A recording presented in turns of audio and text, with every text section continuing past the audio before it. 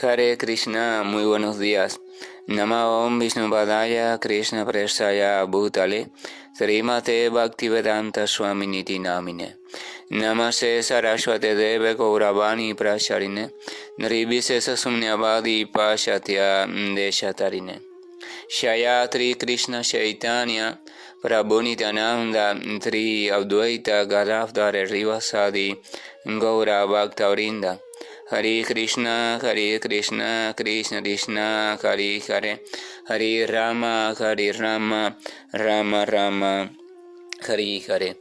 Hare Krishna reiterados, después de 2 días de interrupción debido a serias afectaciones con el servicio eléctrico acá en la zona y en el país completo. Entonces estamos teniendo la suerte, al menos yo lo veo así, la gran suerte de retomar estas lecturas y propuestas de reflexiones sobre el siempre radiante y magnífico Srimad Bhagavatam. Vamos a recordar que estamos en un segmento o iniciando un segmento donde el sabio Sutta Goswami va a comenzar a responder preguntas que ahora le están haciendo sobre Maharaj Parikshit, el último de la dinastía de los Pándavas, el gran devoto del Señor. Y estas preguntas nos vuelven a introducir de nuevo en el maravilloso y fascinante mundo del amor que se vive entre el Señor y de su devoto, y cómo el Señor siempre está al pendiente de su devoto y cómo el devoto siempre está al pendiente de la complacencia de su Señor. Esa es la perfección de la vida, esa es la perfección del yoga, llegar a ese estado. El último texto que compartimos fue el siguiente: oh Brahmanas, la opulencia del rey era tan encantadora que los ciudadanos del cielo la ambicionaban, pero como él estaba absorto en el servicio del Señor, nada fuera de ese servicio podía satisfacerlo. Vamos a hacer una aclaración acá. En las traducciones de Prabhupada, siempre que se mencione ciudadanos del cielo o reino de los cielos, se refiere a los planos de conciencia superior dentro del plano de conciencia material. O sea, aquellas criaturas que han alcanzado planos muy elevados de conciencia, aunque aún permanecen heridas o atadas a ciertas cuestiones de este plano de conciencia material. No se refiere al reino espiritual, sino a reinos elevados, pero dentro de lo material. Nivel de conciencia de los grandes sabios, los grandes rishis o reyes santos, cosas así. Entonces dice que incluso esos seres que están en estados de conciencia muy elevados, dice que se sentían atraídos hacia la opulencia del reino, que alcanzó el reino bajo el mandato de Maharaj Parikshit, y atraído también a la opulencia que Maharaj Parikshit desarrolló. Pero dice el texto que sin embargo el rey no se entretenía en nada de esto. Él simplemente sí, la opulencia estaba, él participaba de ella, contribuía a ella, disfrutaba de ella, pero en verdad su mente estaba pegada solo al Señor. Él cumplía con su deber de rey perfectamente. Era un rey perfecto a nivel personal, a nivel familiar, a nivel social, a nivel de la tierra toda. O sea, todo era prosperidad bajo su mandato, debido a que él era un fiel sirviente del Señor y actuaba conforme a los deberes prescritos para el rey. Pero a nivel personal actuaba conforme al deber prescrito eternamente para el alma, que es la de mantener una relación amorosa consciente con el Señor Supremo. De eso se trata la existencia y el mensaje védico: hacer unificar tu deber prescrito relativo, el temporal, el que te corresponde en conformidad con las escrituras. No es el deber que yo crea, no es lo que yo crea que tengo que hacer, no. ¿Qué es lo que dice la escritura, la sabiduría autorizada para estos tiempos, sobre cuál es mi posición y en esa posición cómo debo conducirme en la vida? Eso es los deberes prescritos. Y al mismo tiempo, debo recordar o aprender cómo también debo conducirme desde mi posición eterna, o la posición como alma espiritual, parte integral del Señor y sirviente amoroso del mismo. Las dos cosas tienen que ir al mismo tiempo. Porque tengo un cuerpo material, estoy enredado en una determinada ilusión de vida material, con sus personajes, con sus historias. Pues bien, ¿cómo puedo vivir esos personajes y esas historias de modo favorable para que no me enreden más, sino que me vayan sirviendo para la liberación? De eso se trata los deberes prescritos. La chispa de vida que está dentro de usted ahora mismo lleva años creyéndose, ¿no? Que es mujer, o que es hombre, o que es mayor, o que es menor, o que es un adolescente, o que es un joven, o que es un ingeniero, o que es un licenciado, que es un padre, que es un abuelo, que es una nieta, que es un no sé qué, que es un no sé cuánto, que le gusta ello, que le gusta aquello, que el tal restaurante. O sea, ella está viviendo su vida llena de tantas variedades. Perfecto. Entonces eso lo está haciendo a través del cuerpo material y la mente material. Entonces en esos personajes, desde esas variedades, desde sus cualidades de nacimiento, en cuanto a cualidades materiales se refiere, ella está obligada a actuar de una forma u otra. Entonces, ¿qué son los deberes prescritos? Los deberes prescritos son como un manual, una sugerencia de comportamiento que según el estado de cada criatura se le propone para que pueda lidiar con los peligros que hay en ese estado. Peligro se le llama a las circunstancias que se le pueden presentar y que las pueden conducir en un camino incorrecto, o sea, hacia la degradación en vez de hacia la elevación y la liberación. Entonces, para eso son los deberes prescritos. Los deberes prescritos no son espirituales. La ley, como se le llama también el pueblo judío, no es espiritual, aunque es el Señor quien la da desde un punto de vista incluso secundario, porque no siempre la da él directamente, sino alguno de sus representantes que sea idóneo para eso en cada momento, lo suficientemente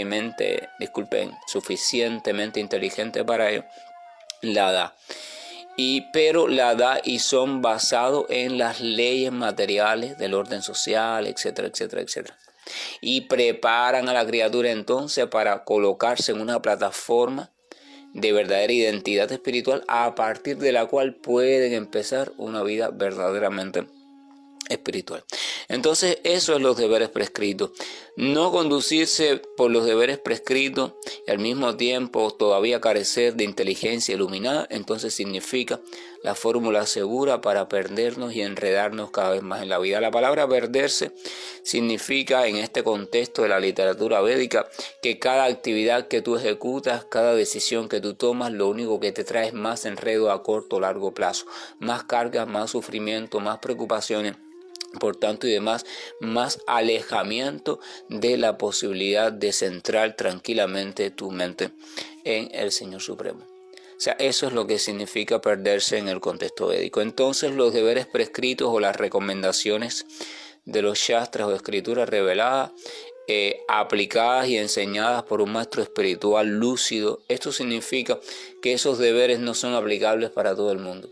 El maestro es el encargado de ser el intermediario entre la persona y los shastras y explicarle los shastras o los deberes prescritos de tal modo que se ajusten perfectamente a la posibilidad de la persona en cuestión.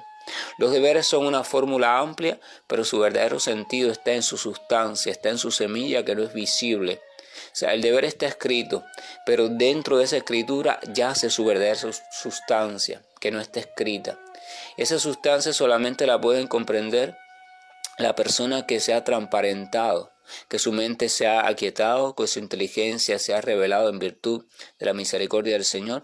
Y cuando Él se apropia como una abeja, se apropia de la sustancia escondida de la flor, entonces Él la elabora, la abeja va.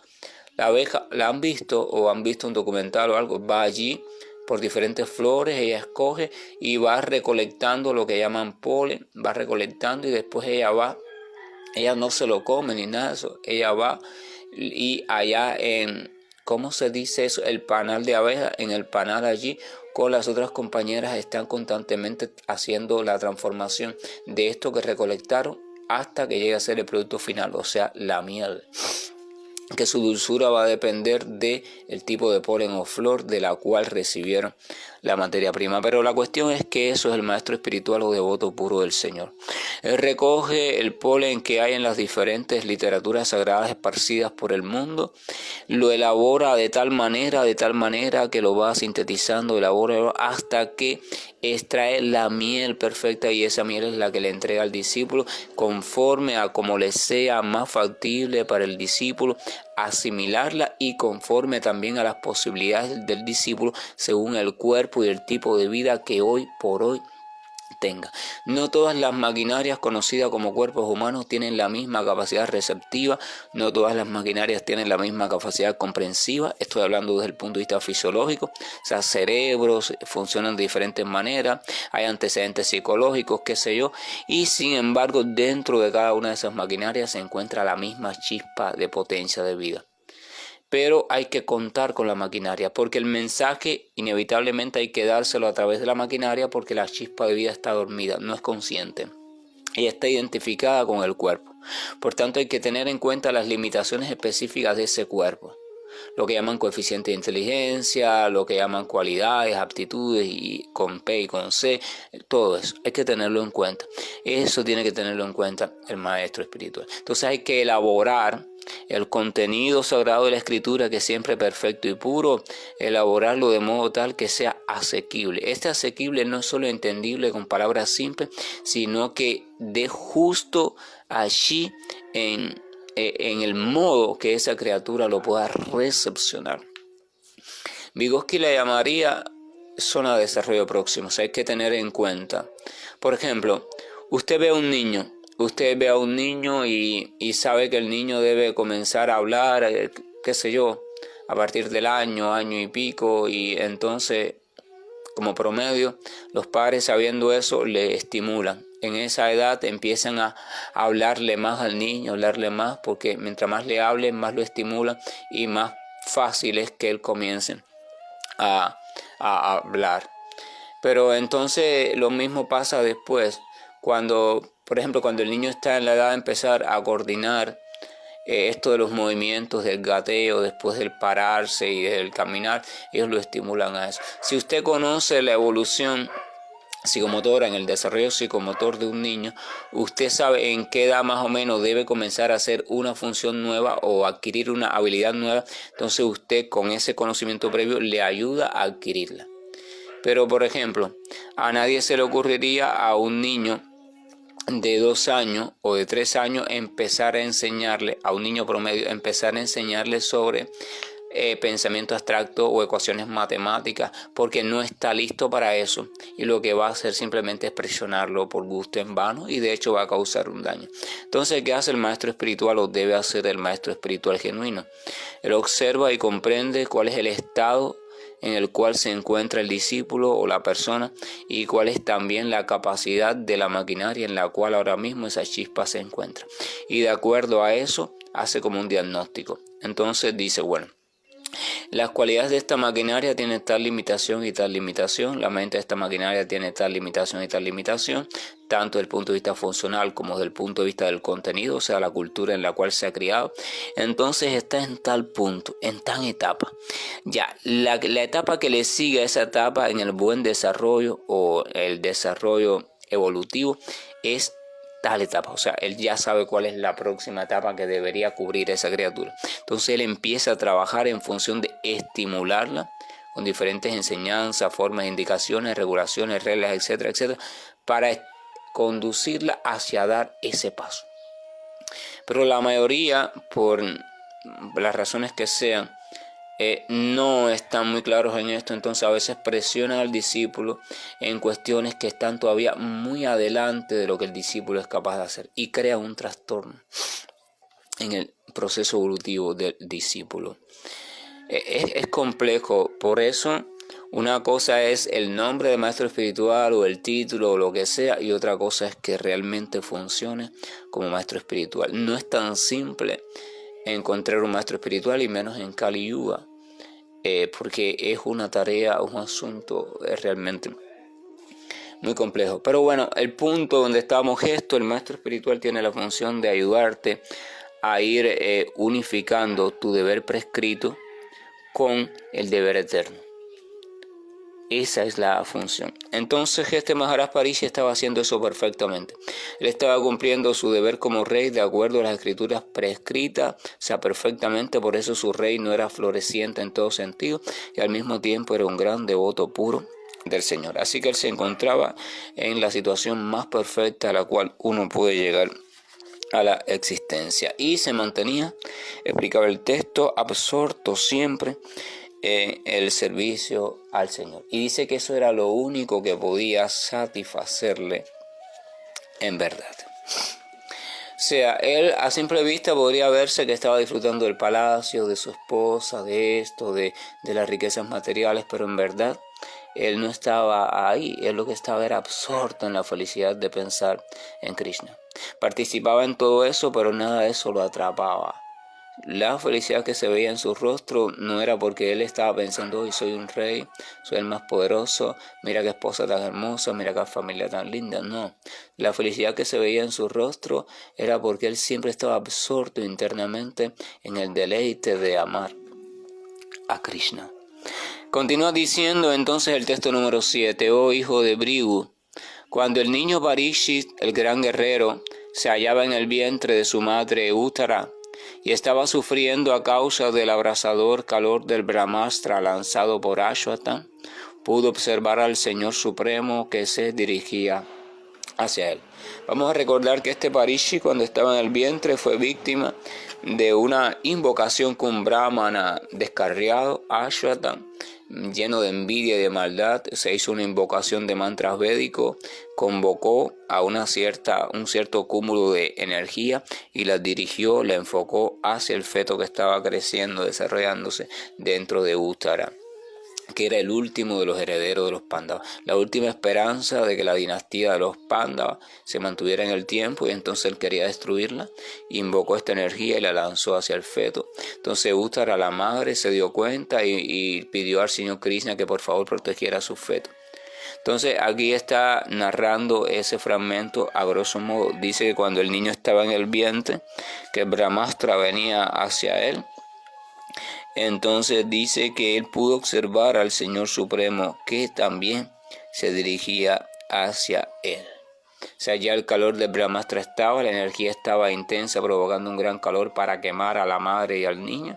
De hecho, la madre se explica que sufrió cierta quemadura en el vientre, pero dice que el niño, en medio del calor abrasador, vio a la suprema personalidad de Dios como que si se dirigiera hacia él, como si estuviera creciendo así frente a él.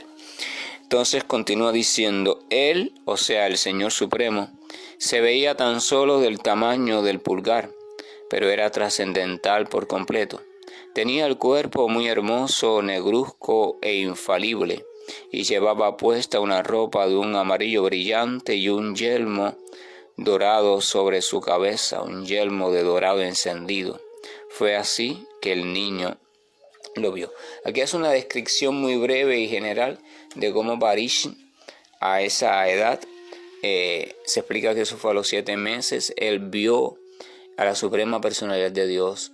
Esto se debe a dos cosas. Primero, que Uttara oró para que el Señor protegiera a su niño, y segundo, porque el Señor siempre está protegiendo a su devoto, y más que Parikshit ya venía con cualidades divinas.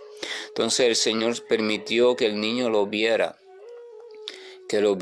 y lo viera de esa forma tan atractiva. Dice que muy atractivo e infalible, de un color negruzco, azulado negruzco, con un vestuario amarillo muy reluciente, amarillo, y un yelmo dorado refulgente en su cabeza. Dice que así de hermoso era lo que el niño vio. Y a la percepción del niño se podía comparar con el tamaño de un pulgar. Esa era como si el Señor fuese de ese tamaño, al menos a nivel perceptivo del niño. O sea, el niño vio algo incomparablemente hermoso. El texto continúa diciendo, el Señor estaba adornado con 4 manos, pendientes de oro fundido y ojos furiosos rojos como la sangre.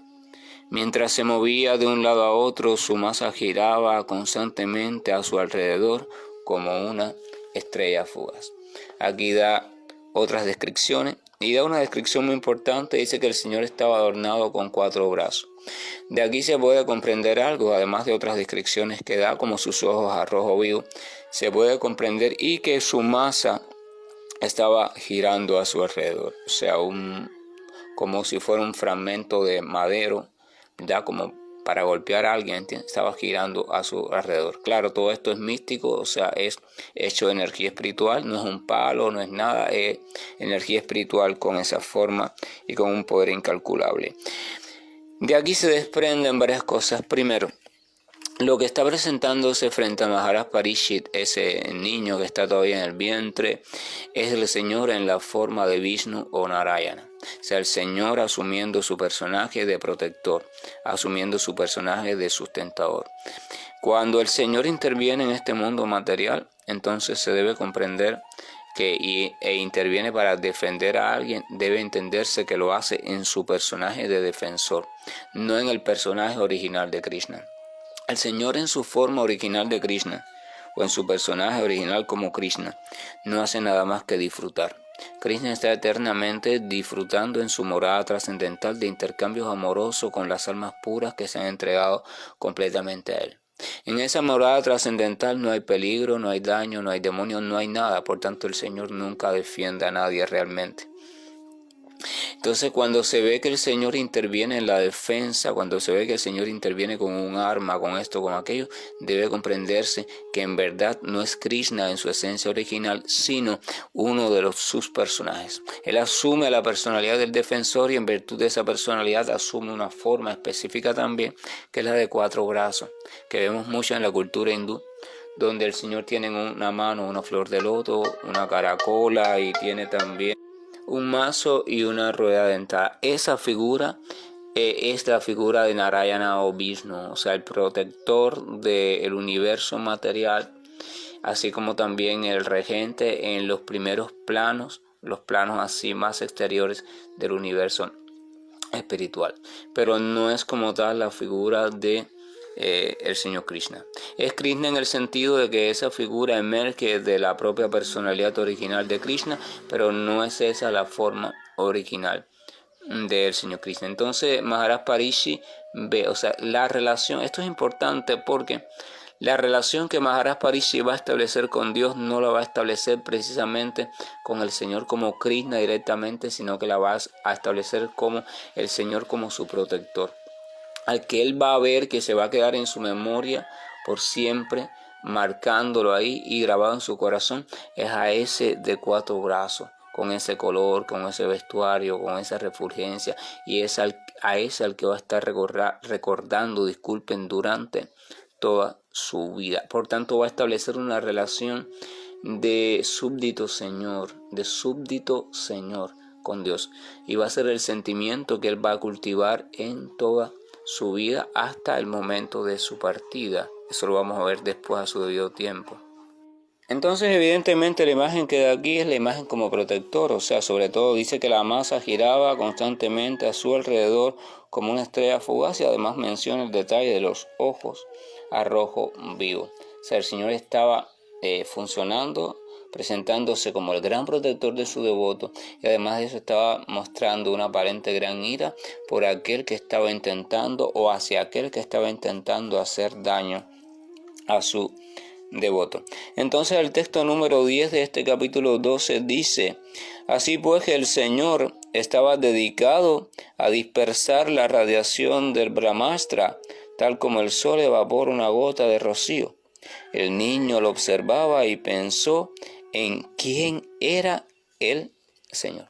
Entonces dice que, después de hacer una descripción general de ese Señor y su posición y de la posición de su masa, dice que de esa forma el Señor se dedicó a dispersar la influencia de la energía malévola lanzada contra este niño hasta que lo liberó por completo de ella, tal como el sol evapora una gota de rocío. O sea, el Señor fue diluyendo, destruyendo, inhabilitando toda esa energía que nadie más era capaz de destruir ni de inhabilitar. Fíjense si era poderosa. Fíjense un detalle. Ahí en los Pándavas estaban los hermanos de los Pándavas, eran grandes guerreros, incluso habían brahmanas, y nadie era capaz de neutralizar esa arma energética lanzada por Ashwatthana. Sin embargo, el Señor fue el único capaz de hacerlo. Krishna se mantenía fuera, allí tranquilo, sonriendo como siempre, con su rostro dulce y sus ojos de loto, pero al mismo tiempo él estaba actuando en el papel de Paramatma o de alma suprema bajo la forma de Vishnu o Narayana y resolviendo el asuntito. Él lo estaba resolviendo, pero no lo estaba resolviendo directamente. Realmente Krishna no hace nada directamente. Eso es una cuestión que también siempre debemos tener en cuenta. Así dice que el Señor estaba dedicado a dispersar la radiación del Brahmastra. Entonces dice que el niño lo observaba y pensó en quién era el Señor. O sea, dice que el niño se preguntaba, wow, ¿quién es esta criatura tan maravillosa, tan deslumbrante, tan hermosa? Y esa pregunta se le va a quedar en su mente porque cuando el niño nace a su debido tiempo, él se va a pasar su vida tratando de volver a ver a ese mismo personaje. Por eso le ponen Parisi. Parisi significa aquel que siempre está examinando, aquel que siempre está inquiriendo en busca de algo. Porque a partir de ahí el niño va a nacer con la curiosidad de dónde está aquello tan hermoso que yo vi, tan refulgente, y va a estar buscando durante toda su vida.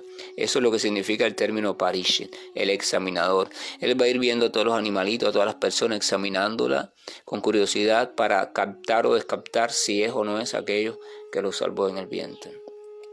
Y eso es también significativo porque nos da el detalle de que cuando alguien tiene una experiencia real con el Señor Supremo o algo relacionado directamente al Señor Supremo, entonces esta experiencia le causa tanto júbilo, placer, tranquilidad, paz, deslumbramiento en el corazón, tanto enamoramiento, que después esta criatura nunca más va a poder olvidar esa experiencia.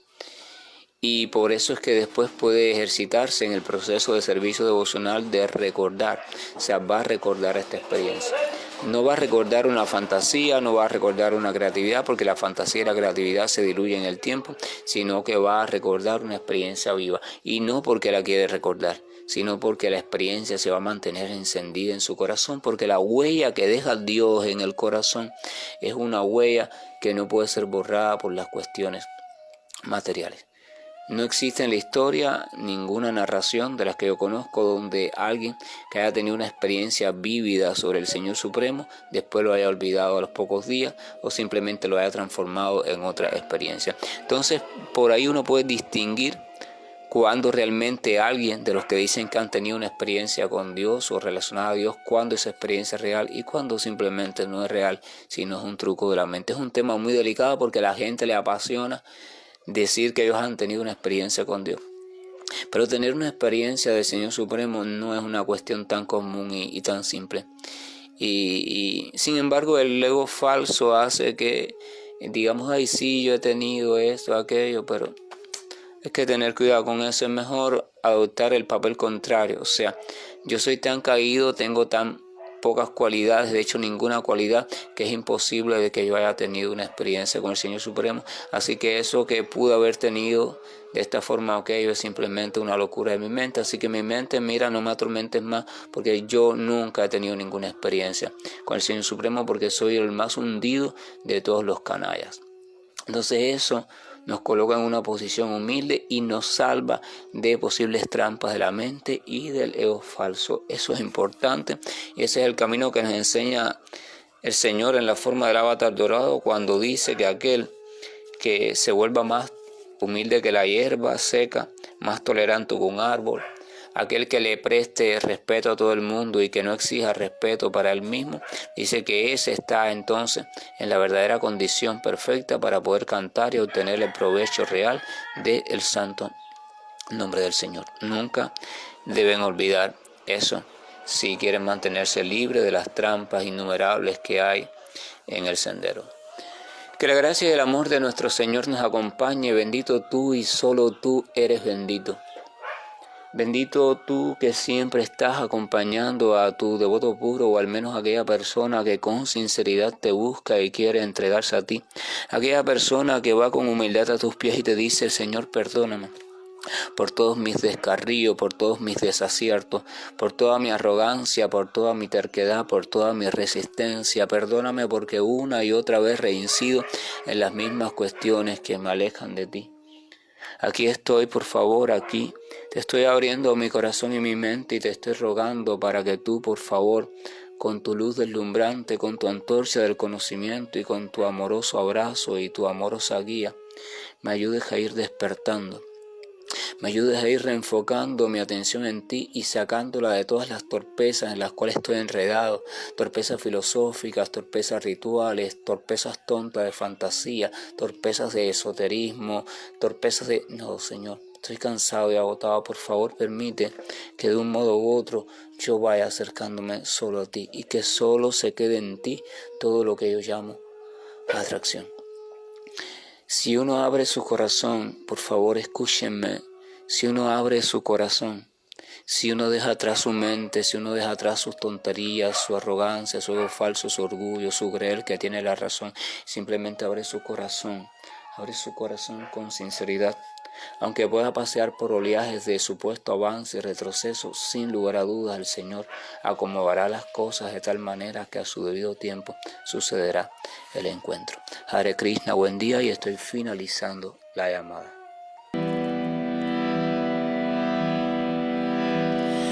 Hare Krishna, Hare Krishna, Krishna Krishna, Hare Hare,